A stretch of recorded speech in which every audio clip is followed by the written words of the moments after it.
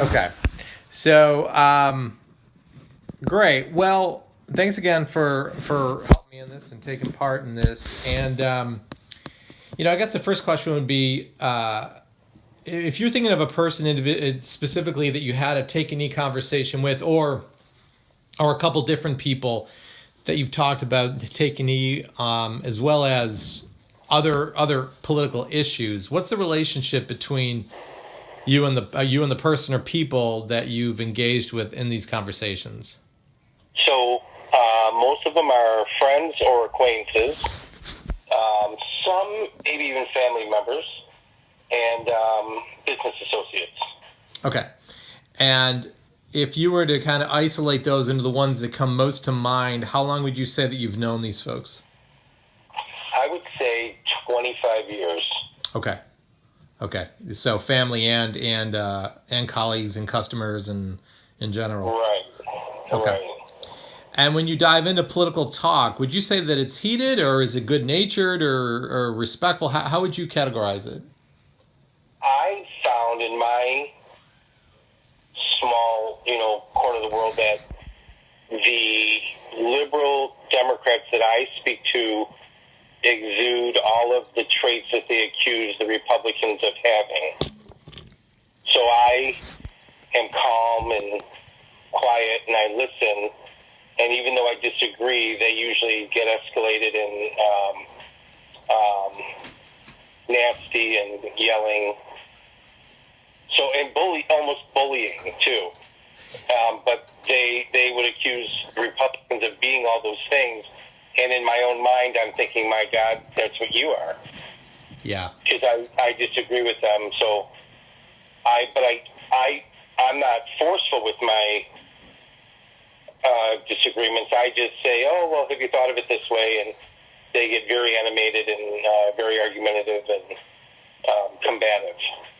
Would you say that, at least with your clients, do you approach your clients and how you discuss this differently than you would friends and family? I usually kind of backdoor everybody. I'll say, because I have to be careful because I own a business, I'll say, a client told me this other point of view when really it's my point of view. Okay. And I'll say, what do you think about that? And that way it relieves me from being their target when they explode. Sure. And I'll say, oh, well, somebody else told me this. I just wonder what your thoughts were. And then I'll say, well, they told me this, and well, that's crazy. And they get very animated and combative. But I approach it kind of through a back door because I do have to stay in business. Right. Right. So, would you say among these relationships, especially with your clients, because it's a delicate dance that you have to partake in.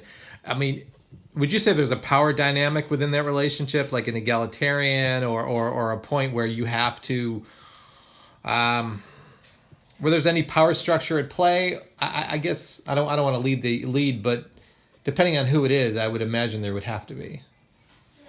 So one of the gentlemen is a partner in a law firm, and his brother is an admiral or a general in the military, and he's very, very, very liberal. He goes from 0 to 100 in no time flat, and he feels he's a minority here in Orchard Park because Orchard Park is mostly conservative, but Buffalo as a whole is very liberal.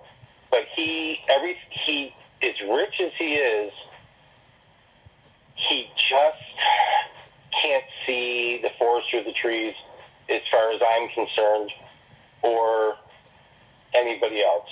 He's very argumentative, and I listen, and I'll pose opposing thoughts to him, and he gets very animated. His face turns red, and he thinks I'm crazy. But I keep diffusing him. I'm amazed at his point of view when his brother is so high up in the military, and he is living in a $1 million house. But he certainly doesn't have the viewpoints that I would think he would have in his stature in life. Does he differ with his brother at all? No, they think the same. They think the same.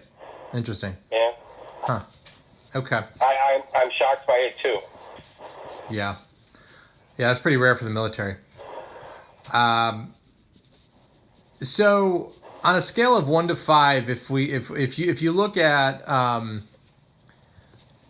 a couple specific relationships that you're going to talk about through this interview, on a scale of 1 to 5, how important would you say the relationships are to you? With 1 being take it or leave it, 5 being I would be devastated to lose this relationship. I would say they're very important people in my life. They've all been to my wedding, so they've been acquaintances and friends for several years. So I wouldn't want to fight with them and end the relationships at all. Yeah. Okay. What would you? I'm very careful how I tread with them. Sure. Okay.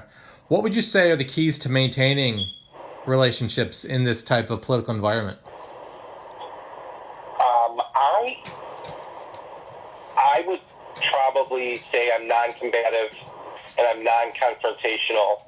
I'll put ideas forth, and usually the other person explodes and is combative and argumentative.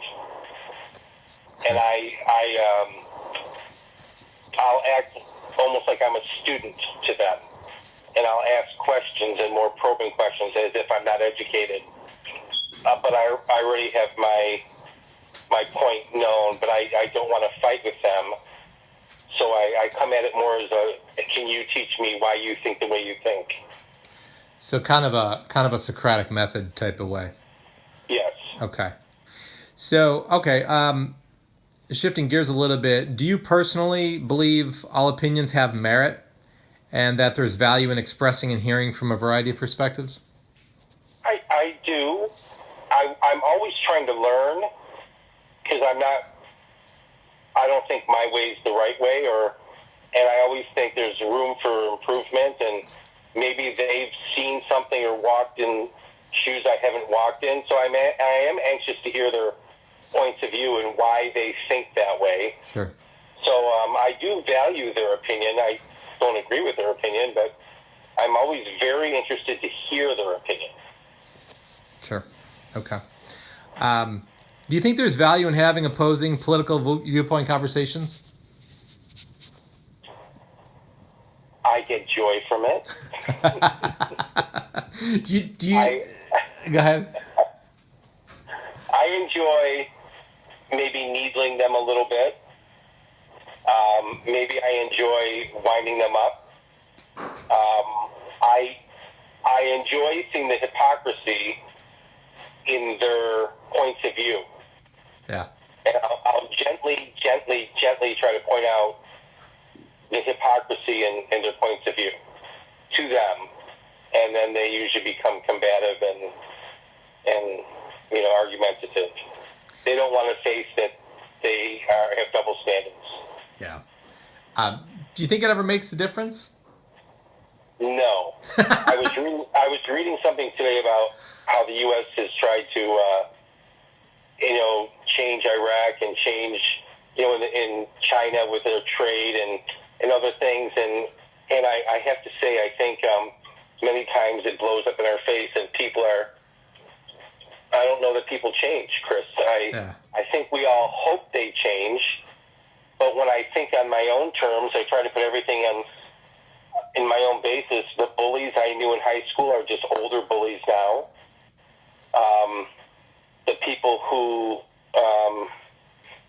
I know who've not been nice people in my youth are not nice people in their 50s. Yeah.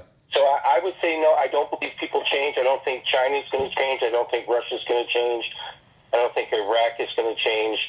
But I think there's people who hope they change, but I don't think that ever really happens. Sure. Okay.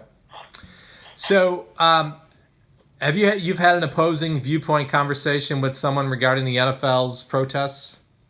Yes. So, what is your take on the protests? I disrespectful to my country and my flag. And I think when you do that in other countries, you often get caned or punished or jailed. Right. I also think that I've seen Colin Kaepernick's house, and he doesn't look like he's somebody who is being, what's the word he's claiming he is? I can't think of it. But he certainly doesn't seem to be somebody who's being disrespected or kept down. Oppressed. I think with the car he drives and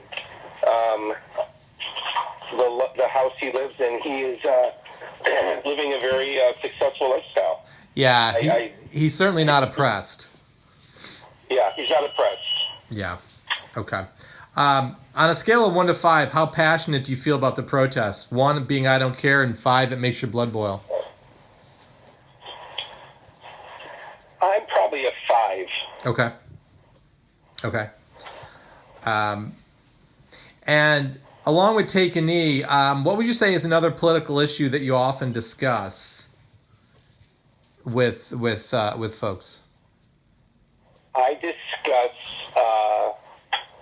immigration, gun control, and healthcare.